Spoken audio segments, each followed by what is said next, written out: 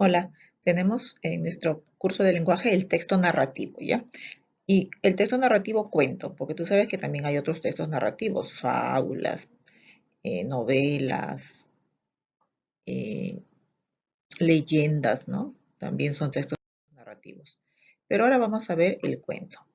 Entonces lo primero que vamos a ver es la estructura del cuento.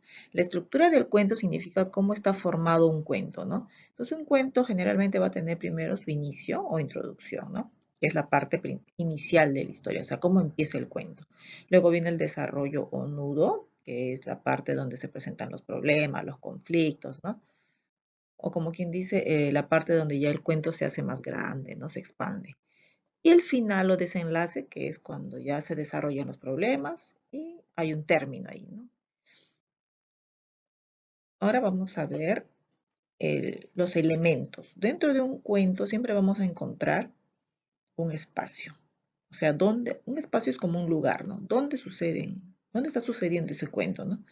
El tiempo, en qué tiempo está pasando, ¿no? Si te dicen hace mucho tiempo, bueno, entonces ese es el tiempo, hace mucho tiempo, ¿no? Pero a veces te pueden decir el tiempo específico, ¿no? Durante la guerra de tal o en el reinado de tal, entonces ahí ya tenemos una idea más clara de en qué tiempo pasó esta historia, ¿no? Este cuento. La acción son los hechos, las cosas que pasan, que es como el inicio, no el desenlace, ¿no? ¿Qué pasó primero? ¿No? Ah, ya. ¿Qué pasó después? ¿Y qué pasó al final? Esos son los hechos, las acciones que pasan. Y siempre tenemos personajes en los cuentos, ¿no? Los personajes son principales, los que aparecen desde un principio y los principales significa que en torno a ellos gira la historia, ¿no? Y los secundarios son los que aparecen poco, acompañan a los personajes principales. Entonces, esto es la estructura y los elementos, ¿no? Pero recordamos que los cuentos son textos narrativos que relatan hechos que le suceden a los personajes, ¿no?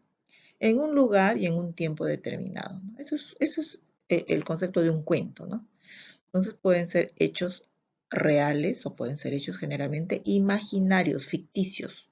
Uno puede inventar el cuento que quiera sobre el tema que quiera en el lugar que quiera. Puede ser en este planeta o en otro, las cosas que quieres contar. Entonces, eso es un cuento, ¿no? Pero generalmente se respeta, ¿no? Un inicio, un nudo, un desenlace. Tenemos acá un ejemplo de cuento, ¿no?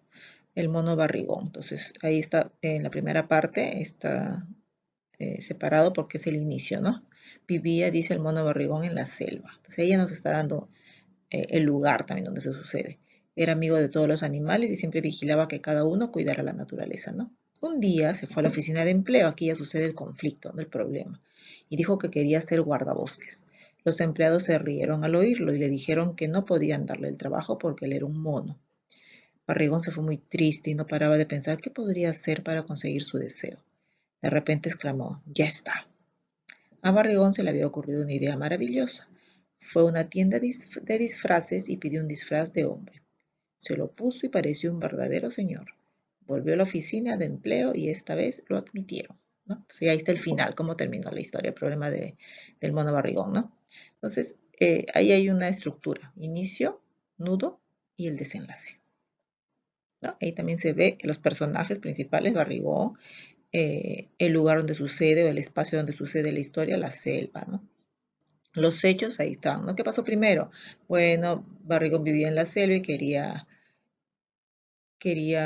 conseguir un empleo. Luego, ¿qué pasó después? Bueno, no lo querían admitir porque era un mono, entonces se consiguió un disfraz. Finalmente, ¿qué pasó? Se puso el disfraz y pudo conseguir el empleo, ¿no? Entonces ahí tenemos también las acciones, ¿no? Cuando nos pidan autor y no haya, no hay problema, no ponemos, ¿no? Porque a veces hay muchos cuentos que son anónimos, no se sabe el nombre del autor. Entonces, en este análisis del texto es para que tú completes. Esto es lo que vas a copiar, tú completas ahí. Título, pones, por ejemplo, el mono barrigón, ¿no? Autor no pones porque en este caso no aparece. País tampoco, ¿no? Tipo de texto, texto narrativo. Entre paréntesis, cuento. Espacio, lugar, la selva. Personajes, ahí pones los nombres de los personajes, el tiempo, en qué tiempo pasó, si no aparece tampoco, acciones o hechos. En las acciones o hechos, lo primero que se pone es el inicio. ¿Qué pasó primero? Nudo, ¿qué pasó después? Siempre haciendo un resumen, no se copia todo igual. Y finalmente el desenlace, ¿ya? Entonces, este análisis del texto se copia en el cuaderno sobre el mono barrigón. No copies el mono barrigón, solo es para que lo leas. Solo el análisis del texto lo completas. Cuando yo te mande otros cuentos, yo te voy a mandar otros cuentos de repente en el módulo y tú lo lees y yo te digo, ahora haz el análisis del texto de ese cuento. Entonces tú te fijas en este modelo. Con este modelo tienes que hacer el análisis de texto, ¿ya? Pero ahora solo vas a hacer del mono barrigón, nada más. Todavía no agarres módulo. Muy bien, y ahí nos quedamos.